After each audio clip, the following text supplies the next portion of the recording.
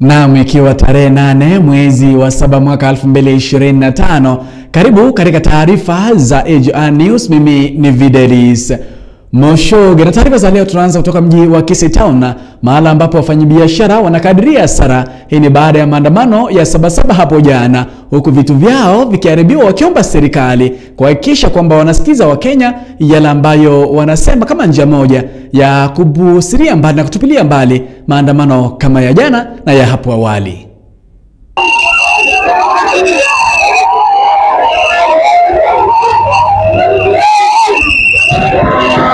Nafanya katika workshop inakaa jijini Kisii, inaitwa Maganja Coffee Center. Ilikuwa ni siku mbaya yenyewe, wakati wa waandamanaji walikuwa wanaandamana.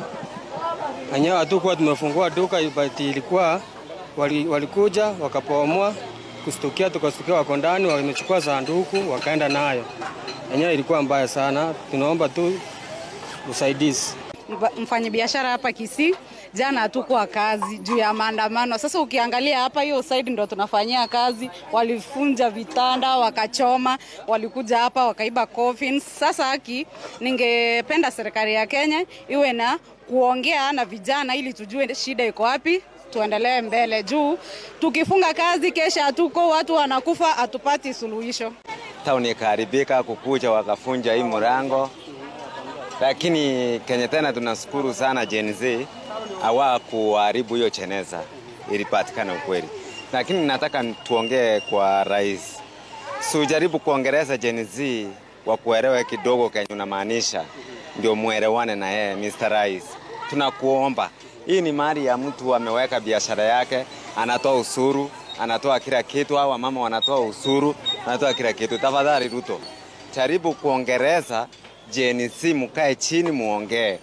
Tukitoka kaunti ya Kisii tunaingia kaunti ya Nyamira ambayo imekumbwa na mzozo wa uongozi kwa zaidi ya mwaka mmoja sasa. Bunge la kaunti hiyo kupitia spika iliwapiga marufuku wawakilishi wadi 10 ambao wamezuzia fikao katika bunge hilo, wakiongozwa na Nyambega Gisesa, mwakilishi wadi wa Rigoma, na Joel, mwakilishi wadi wa Bokeira.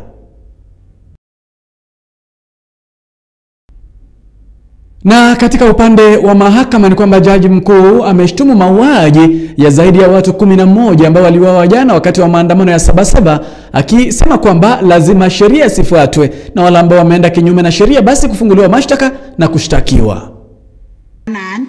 Members of the public must exercise their right to protest peacefully without carrying arms and without engaging in acts of destruction, looting, or vandalism of public infrastructure, such as government buildings, court infrastructure, and even private businesses. It's very painful for even a citizen to lose their property, which they have worked hard to put together.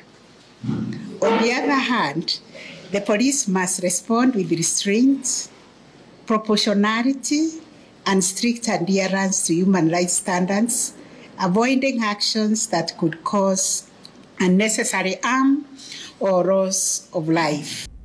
Na tukimalizia ni katika spoti, mahala ambapo mabingwa wa riadha Beatrice Chebet na vilevile Faith Kipyegon ambao walishinda mashindano mbalimbali ulimwenguni sasa wamerejea nchini Kenya na kukaribishwa kwa mbwembwe, huku wizara ya michezo ikisema kwamba itawapa sapoti ile ambayo wanahitaji. First woman to break a barrier ya 14, na mimi nasema I'm so happy for myself, and kitu nasema tu ni for now just focus on World Championship Tokyo. Main goal ni hiyo. Mpaka nimeenda Eugene ku break my own world record, hiyo ilikuwa mzuri sana. Nimefurahi na shukuru Mungu.